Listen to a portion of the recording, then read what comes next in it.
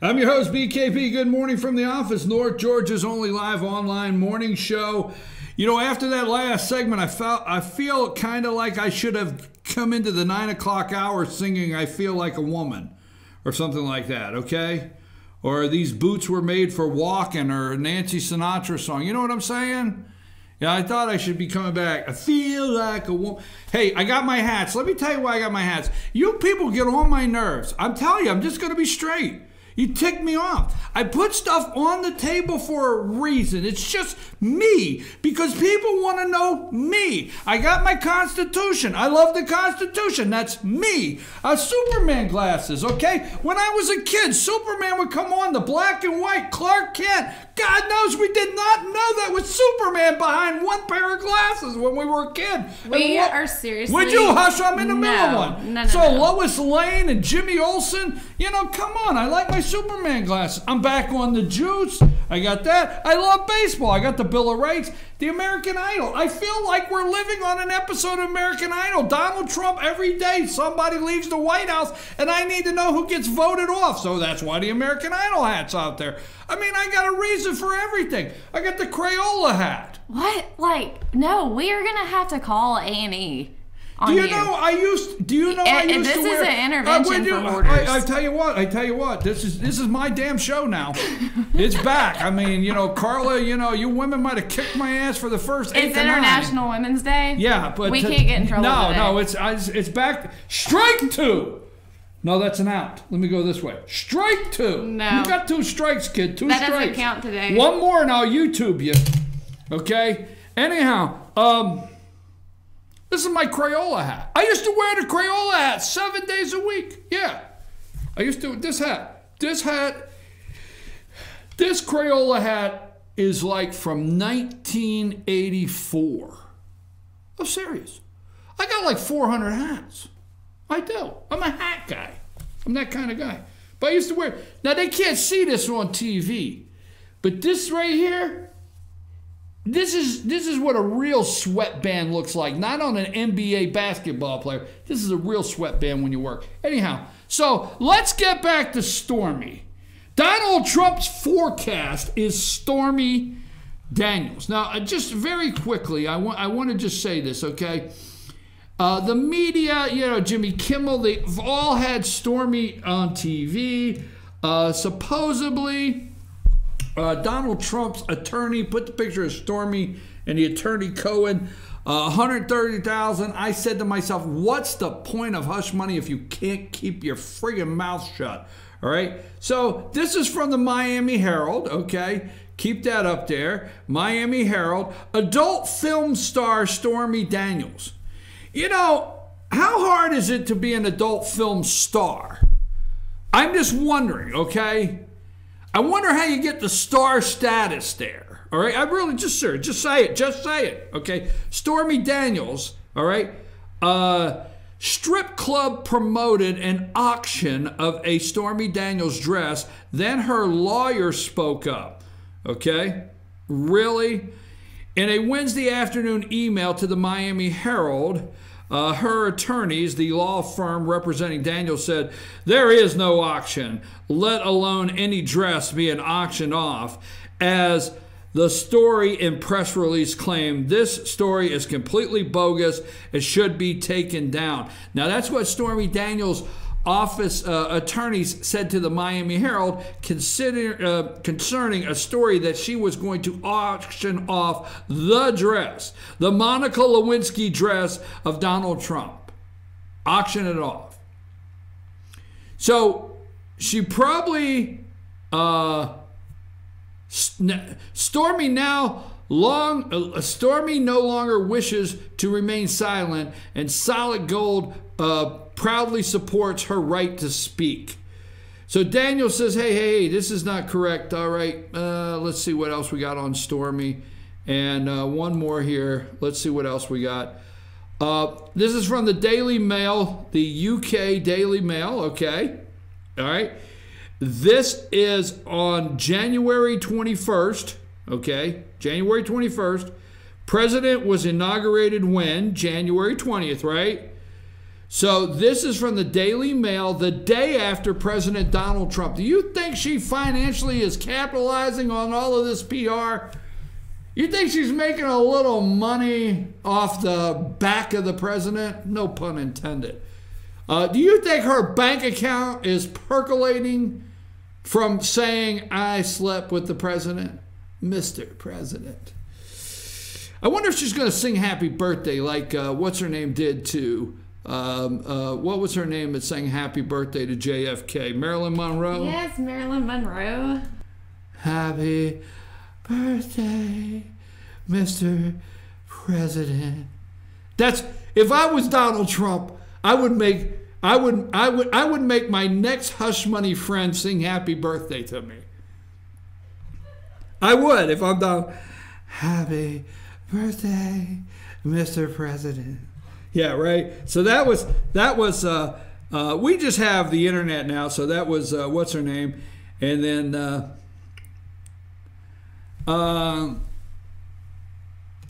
so Stormy Daniels kicks off her Make America Horny Again tour with the song Hey Big Spender at a South Carolina strip club on the anniversary of Trump's inauguration. Okay, Stormy Daniels performed at the Trophy Club in South Carolina Saturday night wearing a pink dress. She kicked off the show with a song, Hey Big Spender, follows reports Donald Trump paid her to stay quiet about their alleged affair. New details have been revealed in an interview she did with In Touch magazine. Interview was conducted in 2011, but was published in full for the first time Friday. I really think if we hold all these all the cards here until the right time, we can get the maximum amount of payout. Is that possible? Do you see that? Right? So we've asked Donald Trump. We sent a message to the White House. Okay?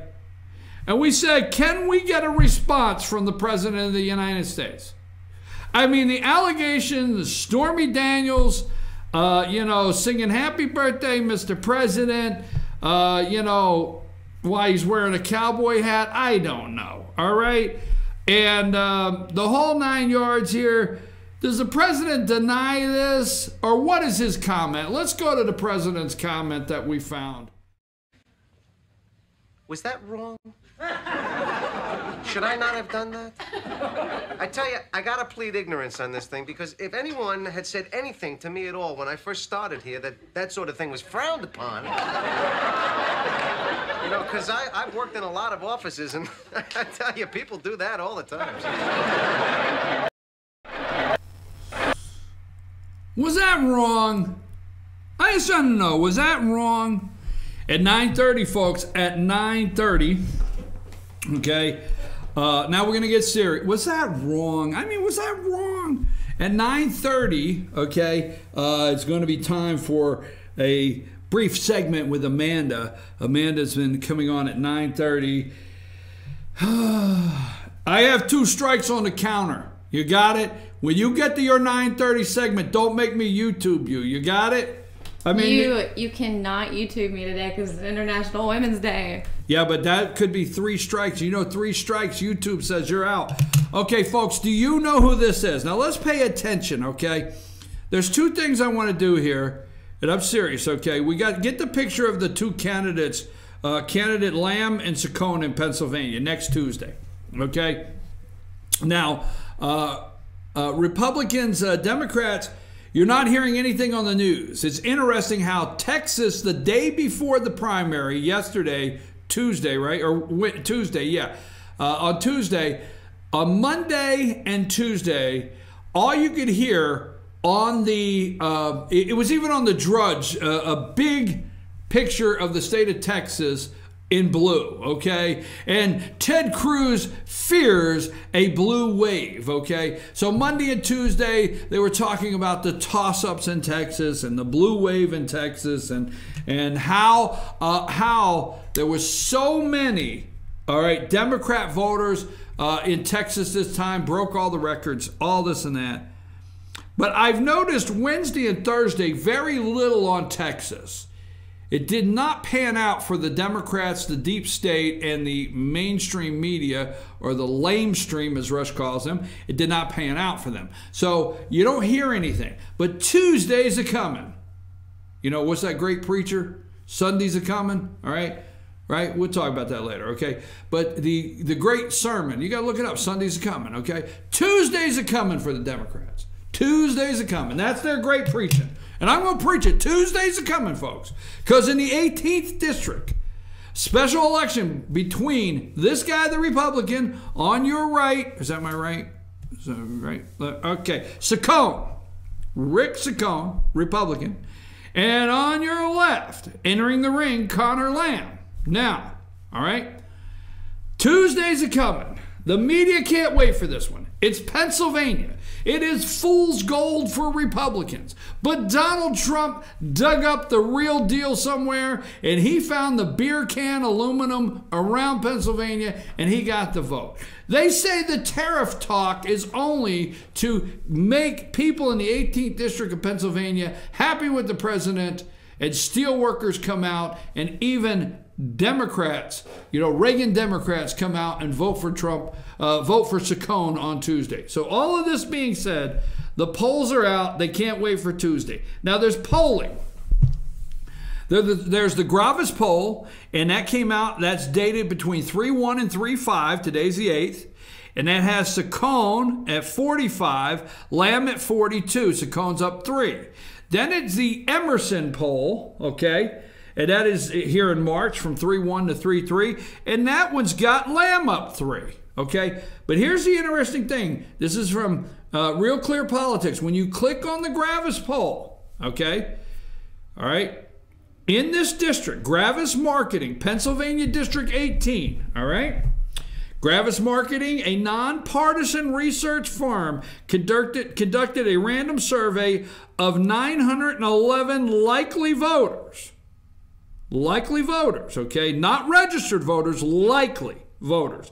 At Pennsylvania 18th Congressional District. The poll was conducted from March 1st to March 5th and has a margin of 3 as an error, okay? 3%. The totals may not round to 100% because of rounding. The survey was conducted using interactive voice responses and online panel of cell phone users. The results are weighed by voting demographics. Now, to the question 3. Ready? Do you have a favorable or unfavorable opinion of the President Donald Trump? Out of 911 likely voters, this is not going around. In the 18th District of Pennsylvania, 49% polled out of the 911 likely, meaning they're likely to go vote. They're super voters.